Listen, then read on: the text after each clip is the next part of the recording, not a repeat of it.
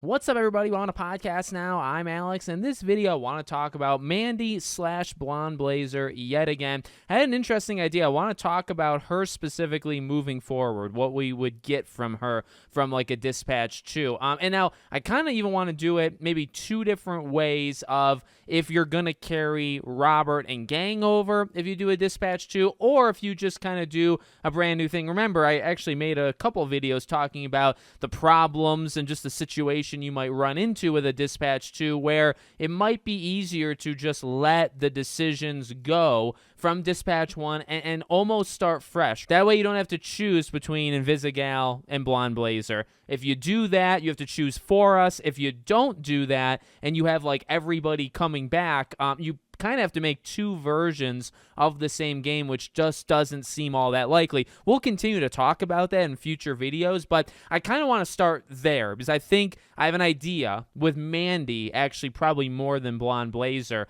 of what I would do with her, and it kind of depends on if you're carrying anything else over. So let me pitch you the idea. You guys let me know what you think of the idea, and of course, you let me know what you would want, from her moving forward.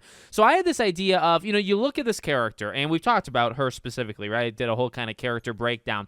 I read the comic. That's actually one difference between back then and now, as I didn't see the comics, but now I have.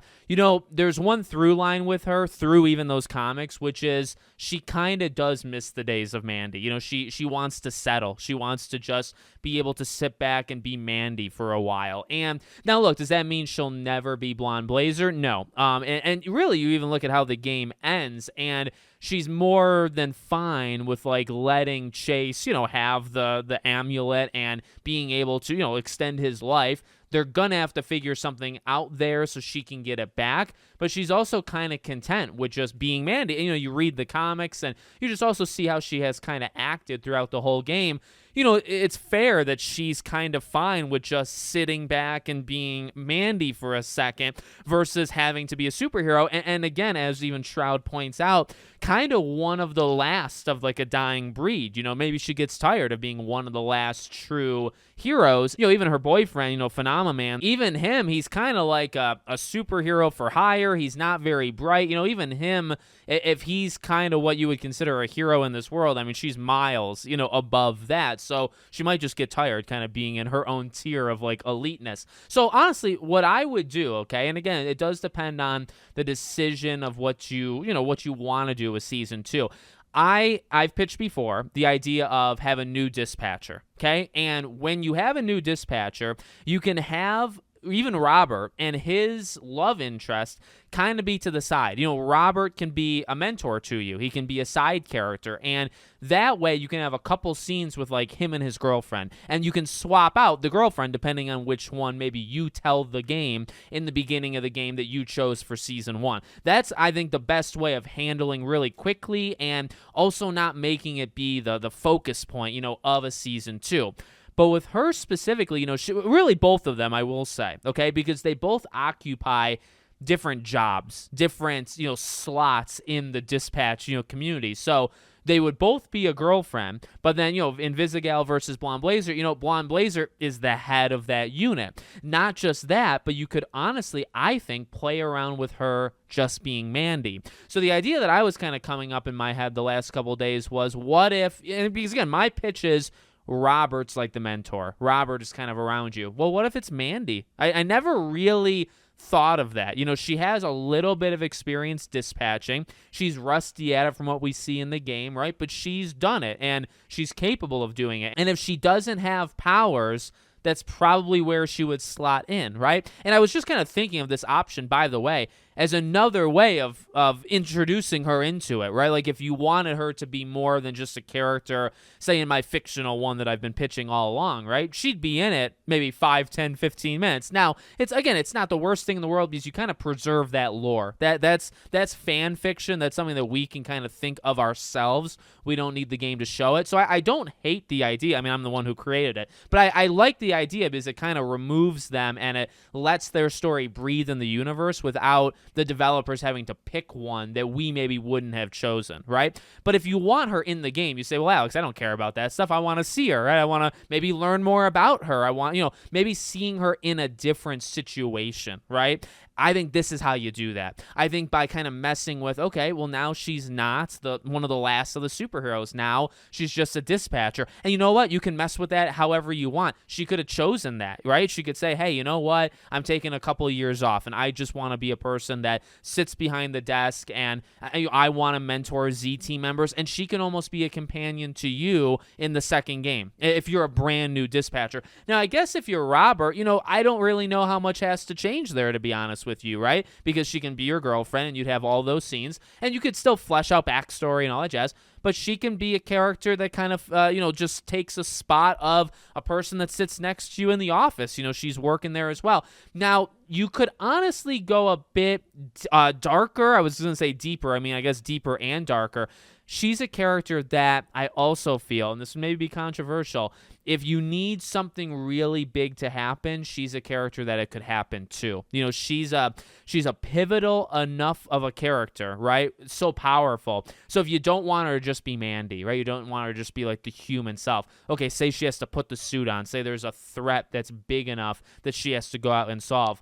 If you need a sacrifice, if you need a heart-wrenching moment, if you need something to, do something very big to like shake one of these characters in a fictional dispatch too, she is one that would come up almost immediately, right? Because there's ramifications for doing things to her. And I feel like, I don't know, do we need to go that far? Do we need to start thinking like, is she a pawn that you could sacrifice? Is she somebody that you could kill off, say, in a second game? That one, I will say, okay, you got to be so careful with that. And I mean, I'm just kind of, we're just rambling. I'm having fun. Hopefully you are too. And I don't know how much fun this would be, if they actually did this. But I do think it's an option, but I think you do have to be careful because I think that directly relates to all of the stuff that I've been so worried about the last couple weeks that I've made all these videos. That I think is going too far in like choosing things for us. If say she's chosen to be Robert's girlfriend right at the end of season 1, and say you tell the game that in the beginning of season 2, and say you're not even playing as Robert, right? You're playing as somebody else. Is it really right for the game to kind of drag her out of like almost a semi-lore retirement and say, yep, she's in it. She's kind of going to be like a mentor companion. Oh, look, Robert's here and Invisigal's in it for 10 minutes as well. And we're going to kill Blonde Blazer in like episode 2. You could do that because that does have really big, ripple effects, but it's like that is stepping over so many of our decisions, right? Like if you chose her, not only are you choosing to bring her in, they're choosing to bring her in and do stuff, but then they're going to rip that romance from you. I guess you'd probably have to do the same thing if you chose Invisigal, right? That would also be the interesting thing is like, if you tell the game you chose Vizzy versus Blonde Blazer, and they sacrifice, maybe they both would get sacrificed the same way, and that's their way of like cutting out Robert's love interest. It gets messy, it gets controversial, it gets almost insulting depending on how they would do it. So that's something that, we can throw into a video like this, but I don't know how much more you need to take that idea, how much more you got to think of it. I really think that my idea is a pretty okay one. I mean, it's maybe a little ego thing, but I think it's a way of, yeah, she can be in it for 5-10 minutes. And that was my kind of default answer. I thought of that like the day after the game came out. But the more I think about it, the more I think, she can, because then you can kind of get her human side. Whether you're Robert, by the way, or you're a brand new character, you can kind of delve a little deeper because you were getting there in the first game, right? That there's more to her besides just the superhero Blonde Blazer. And you get that in the comic and you get that in the game and you definitely get that at the end of the game. But okay, well, let's go into that, like what does it feel like now that she's just Mandy, right? Like and there's kind of cliches, like we've kind of seen some of those storylines play out in other things, like, she might like it at first and then kind of crave to go back, and then maybe that's a bad idea to go back. You can mess with it in which way you want, but I think it just adds more depth to her, and I think it's an easy opportunity to bring her back. I really do. Also, because you don't even have to set in the same place. She's a superhero. Now, she can kind of retire and just be a dispatcher, and she can do that anywhere. It doesn't have to just be there, right? So I that's kind of why I came up with this idea, was not necessarily to create my own lore. That's part of it, but also to almost give an excuse where it's like, there are opportunities to bring her back. And here's one way you could bring her back, and not just bring her back for 5 minutes, not bring her back in a scene that you wouldn't even see, say, if you chose Invisigal, right? Like if I chose Invisigal, you chose Blonde Blazer, and they're in it for 5 minutes, they could just take each other's scenes. You might never see the other one in a Dispatch 2. At least with this suggestion that I'm making, or just an idea, at least this is like, okay, well, here's a way of kind of separating her character from a romance. She absolutely can still have the romance. In fact, she should. Nobody should be breaking up with each other in between seasons, especially if you don't come back as Robert. Nobody should be breaking up. So they should be together, but this is an opportunity for her role to kind of shift and for almost an excuse to get her in the game more, where she might not belong in a second game unless you do something like this. So that's just my idea. You guys let me know what you think. Make sure, as always, you're subscribed to the channel, bell icon turned on, and I hope to see you all on the next one.